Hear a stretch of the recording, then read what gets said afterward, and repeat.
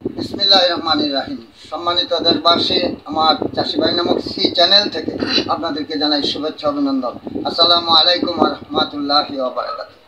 আজকে আপনারা লক্ষ্য করে দেখবেন, বাংলাদেশটা যেমন একটা পরাপতিত ঘাস ভূমিতে পরিণত হয়েছে, সরকারবিহীন অবস্থার সৃষ্টি লক্ষ্য করা যাইতেছে। রাজনৈতিক অস্থিরতা বিশৃঙ্খলা সৃষ্টি করতেছে এই জামায়াতে ইসলামী নামক ধর্ম ব্যবসায়ী, এই ওই আপনার ওই প্রতারক পীর চরমোনাই আর নিউ চাইল্ড পার্টি, শিশু পার্টি, এরা যেমন একটা অভয় আরণ্য সৃষ্টি করতে চাইতেছে এই দেশে। ফ্যাসিস্ট হাসিনা সরকারের থেকে বুটবিহীন অবস্থায় থেকে জোরপূর্বক দামি নির্বাচন করে, আমি তুমি নির্বাচন করে, একদলীয় নির্বাচন করে, দিনের ভোট রাতে করে, অনর্থক একটা অনুষ্ঠান মানুষকে প্রতারণা করে একটি নির্বাচনের দোহাই দিয়ে তারা ক্ষমতায় যে ফ্যাসিস্ট সৃষ্টি হয়েছে, দুঃশাসক সৃষ্টি হয়েছে, প্রতারণামূলক রাষ্ট্র পরিচালনা করেছে। আজকে এই প্রতারক জামায়াত ইসলামী ধর্ম ব্যবসায়ী আর ওই চরমোনাই ভণ্ডপীর শিশু পার্টি, এনসিপি নাম দিছে নিউ চাইল্ড পার্টি, তারা আজকে নিজেরাই ফ্যাসিস্ট হয়ে ক্ষমতায় আরোহণ করতে চাইতেছে। তার মানে হইল কত বড় ধোঁকাবাজ। তাদের দাবি ছিল কোটা আন্দোলন, সমান অধিকার, আর তাদের দাবি ছিল বৈষম্য বিরোধী আন্দোলন। কিন্তু তারা আজকে লোভে পড়ে আজকে রাষ্ট্র ক্ষমতায় যাওয়ার জন্য ব্যস্ত হয়েছে এই সমস্ত নাবালক শিশুরা। আপনারাই বিবেচনা করবেন, এই দেশে তো ওই পিয়ার পদ্ধতি, গণভোটের কোনো প্রয়োজন নাই, নিষ্প্রয়োজন, অবান্তর, অবাস্তব এক জিনিসকে জনগণের উপরে, ভোটারের উপরে, এই দেশের মানুষের উপরে অহেতুক চাপায় দেওয়া হইতেছে।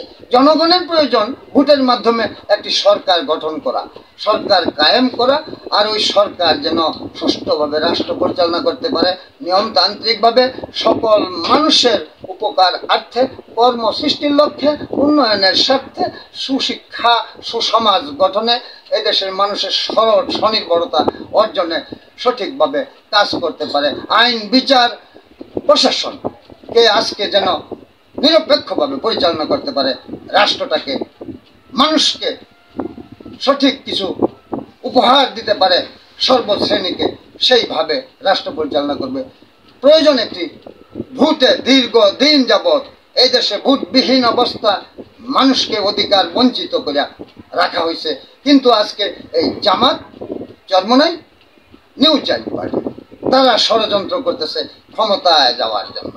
আসলে তো বিএনপি ক্ষমতায় যাওয়ার জন্য, বিএনপি তো জনগণ যদি ভোট দেয়, যে বিএনপি ভোট চায়, ভোটের মাধ্যমে, সূক্ষ্ম ভোটের মাধ্যমে জনগণ যদি ভোট দেয় ক্ষমতায় যাবে। কিন্তু এইটা সহ্য হইতেছে না ওই ভণ্ড প্রতারক পীর চরমোনাই, নজু ফজু আর ওই ধর্ম ব্যবসায়ী ফতুয়াবাদ জামায়াতে ইসলামী।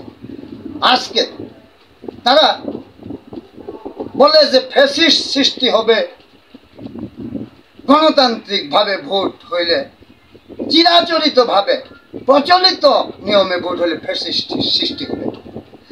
আর তারা কোথায় পেল এই পিআর পদ্ধতি হইলে, গণভোট হইলে ফ্যাসিস্ট সৃষ্টি হবে না? আপনারাই তো নিজেরাই তো ফ্যাসিস্ট। একটা পদ্ধতি আবিষ্কার করছেন ভোটারদেরকে ধোঁকা দেওয়ার জন্য। আপনারা এই দেশের মানুষকে ব্ল্যাকমেলিং করে আপনারা ওই খয়রাতি, ওই সৎকার এমপি হওয়ার জন্য, সংসদে যাওয়ার জন্য ব্যস্ত হয়েছেন, যাতে একটি সরকার সঠিকভাবে দেশ পরিচালনা করতে না পারে, স্থায়ীভাবে দেশের মানুষের উন্নয়ন সাধন করতে না পারে, বিশ্বের সাথে সুসম্পর্ক রক্ষা করতে না পারে। আপনারা সেই পদ্ধতি শুরু করছেন ফ্যাসিস্ট। আপনারাই তো নিজেরাই তো ফ্যাসিস্ট পদ্ধতি নিয়ে ওই খয়রাতি এমপি হইয়া, ওই বিনা ভোটে পার্সেন্টেজ হারে আপনারা এমপি হইয়া সংসদে যাবেন, লজ্জাস্কর ব্যাপার। এটাই বৈষম্য, এটাই ভোটারদেরকে ব্ল্যাকমেইলিং করা, এটাই ধোঁকাবাজি। আপনাদের ভিতরে ধোঁকাবাজি না থাকলে এই নতুন পদ্ধতি আবিষ্কার করতেন না। প্রচলিত নিয়মে দেশের মানুষ 17 বৎসর যাবৎ ভোটবিহীন অবস্থা। এদেশে আইনের শাসন নাই, সঠিক বিচার ব্যবস্থা নাই, প্রশাসন একেবারেই দুর্বল। প্রশাসনকে শুধুমাত্র আজকে ওয়াকারুজ্জামান সাহেবের নেতৃত্বে এই সেনাবাহিনীর প্রধান একটা ভালো মানুষের সন্তান বিধা ওই সেনাবাহিনী যতটুকু পারতেছে সহযোগিতা করতেছে। তবুও দলীয় সরকার নাই, এদেশে সেনাবাহিনীর শাসনও নাই। আপনারা গণভোট চান, কিসের জন্য চান? সেনাবাহিনীর শাসন দেশে যে গণভোট দিয়ে পরিবর্তন করবেন, নাকি এই ডক্টর ইউনূস হাওলাতি সরকার এই অগণতান্ত্রিক সরকারি বটে তবুও সকল দলের মাধ্যমে তাকে নির্বাচন করার জন্য বসানো হয়েছে। এই সরকারকে কি 5 বছর রাখার জন্য আপনারা চান? গণভোটটা কিসের জন্য? কোন লাভে হাজার হাজার কোটি টাকা খরচ করে আপনি বাংলাদেশে গণভোট করবেন? সংসদ চান না? সংসদীয় পদ্ধতি যদি না চান আপনারা, তাইলে সে গণভোট হবে। আর যদি নাই চান সংসদীয় পদ্ধতি আর গণভোট চান, তাহলে তো আপনারা ডক্টর ইউনূসকে কিভাবে ক্ষমতা বসাইলেন, আর এই সরকারকে কিভাবে বৈধতা দিবেন, আর এই প্রেসিডেন্ট আপনারা কোথায় পেলেন, কিভাবে এই প্রেসিডেন্টের আন্ডারে আপনারা নির্বাচন করবেন? পিয়ার পদ্ধতি হোক, গণভোটই হোক, আর সংসদ নির্বাচনই হোক। আপনারা যদি গণভোট চান, কোন উদ্দেশ্য? আমি তো গণভোটের কোনো এখানে প্রয়োজনীয়তা দেখি না। এই 54 বৎসর এই দেশের বয়স, এই 54 বৎসরে অনেক সংগ্রাম হয়েছে, অনেক আন্দোলন হয়েছে, অনেক বিপ্লব হয়েছে। আপনারা গণভোট আর এই পিয়ার পদ্ধতি, এই ধোঁকাবাজি কইরা আপনারা এই সংসদ নির্বাচনকে, মানুষের মৌলিক অধিকারকে আজকে পিছনে ঠেলে দিচ্ছেন। একটি স্থায়ী সরকার হোক এই দেশে। আপনারা পারলে, যোগ্যতা থাকলে, আপনাদের যদি প্রার্থী থাকে সারা বাংলাদেশ ব্যাপী, আপনারা দিতে পারেন। জনগণ ভোট দিলে আপনারা পাশ করে ক্ষমতায় যাবেন মাংনা খাওয়ার জন্য। ওই ইসলাম বিরোধী এটাই বলে। আপনারা ফেল করবেন, ফেল করার পরেও সংসদে যাবেন, সরকারে অংশীদারিত্ব হবেন। এটা তো ঠিক না। আপনারা এই ব্যাঠিক কাজটাকেই ঠিক হিসাবে ধরে নিতেছেন। আপনারা লোভী আর লাভের আশা। আপনারা এই সরকারকেও ধোঁকাবাজি করতেছেন, ভোটারদের সাথে ধোঁকাবাজি করতেছেন, এদেশের মানুষের সাথে ধোঁকাবাজি করতেছেন, আর কাল ক্ষেপণ করতেছেন, বিশৃঙ্খলা পয়দা করতেছেন, এই দেশের সুস্থিরতাকে অস্থিরতায় নিয়ে যাচ্ছেন।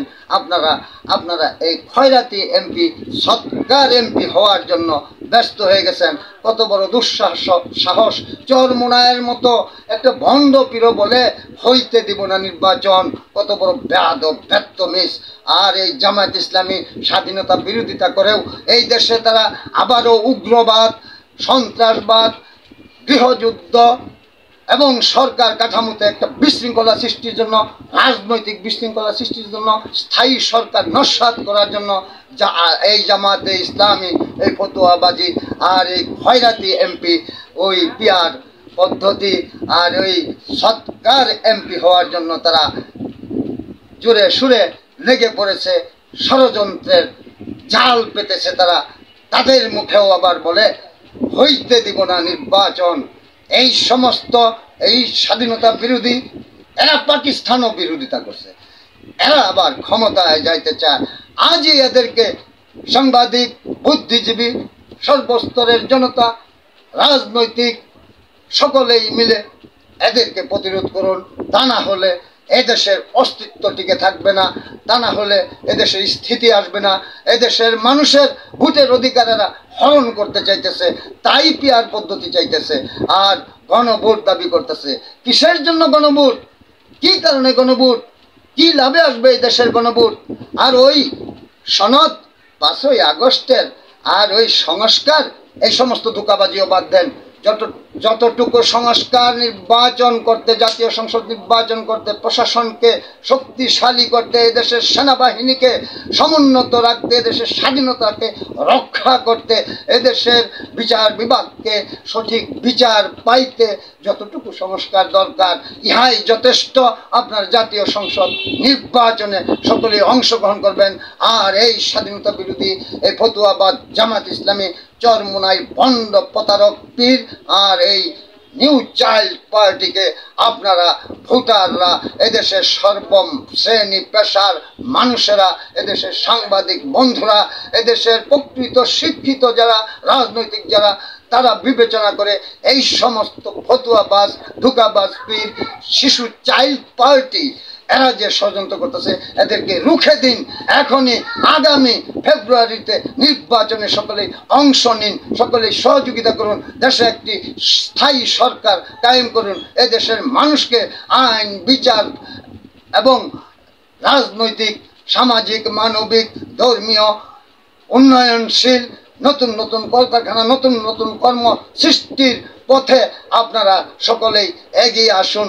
এদেশের সমাজ ব্যবস্থাকে উন্নত করার লক্ষ্যে নতুন প্রজন্মকে সঠিক শিক্ষার প্রয়োজনে এবং আদর্শিকভাবে গড়ে তোলার স্বার্থে পরবর্তী প্রজন্মকে আপনারা এগিয়ে নেবেন, এই আশাবাদ ব্যক্ত করে আগামী প্রথমার্ধে ফেব্রুয়ারির জাতীয় সংসদ নির্বাচনে আপনারা সকলেই অংশগ্রহণ করবেন। যারা এর বিরোধিতা করতেছে, ওই পিয়ার সৎগার এমপি হইতে চায়, ওই পিয়ার এই আপনার মাংনা খাওয়ার জন্য, ক্ষমতা ভোগ করার জন্য ভোটবিহীন এমপি হইতে চায়, যারা গণভোট চায়, এদের মুখে, এদের বুকে, এদের এই রাজনৈতিক ষড়যন্ত্রের বিপক্ষে রুখে দাঁড়ান। আপনারা সকলেই এই প্রথমার্ধে ফেব্রুয়ারির যে নির্বাচন ঘোষণা হয়েছে, আপনারা সেখানে বাংলাদেশ সেনাবাহিনী সহ সকল বাহিনীকে সম্পৃক্ত করে ডক্টর ইউনূস সাহেব ভালো লোক, তার ভালো, তার সভ্যতা, তার মেধা নিয়ে সে যেন স্বস্তিরে বিদায় নিতে পারে। আর এদেশের সর্বপ্রকার প্রশাসনকে আমি দাবি জানাবো, আপনারা ঐক্যবদ্ধ হয়ে প্রকৃত আন্তরিকভাবে এদেশের মানুষকে সাপোর্ট দিবেন। আপনারা এদেশের সেনাবাহিনীকে সঙ্গে নিয়ে, আর ওয়াকারুজ্জামান সাহেব সেনাবাহিনীর প্রধান, তার পরামর্শক্রমে, সে ভালো লোক, ভালো মায়ের সন্তান, এদেশের মানুষের পক্ষে সে কাজ করেছে, এর প্রমাণ আছে। আপনারা সকলকে নিয়ে, সকল প্রশাসন নিয়ে, নৌবাহিনী, বিমান বাহিনী, সেনাবাহিনী, পুলিশ বাহিনী, আনসার বাহিনী এবং এই বাংলাদেশের বিডিআর বাহিনী সহ সকলকে নিয়ে একটি ঐক্যবদ্ধ নির্বাচন, সঠিকভাবে সকলের গ্রহণযোগ্য নির্বাচন উপহার দিবেন, এই আশাবাদ ব্যক্ত করে আমার বক্তব্য শেষ করছি। আল্লাহ হাফেজ।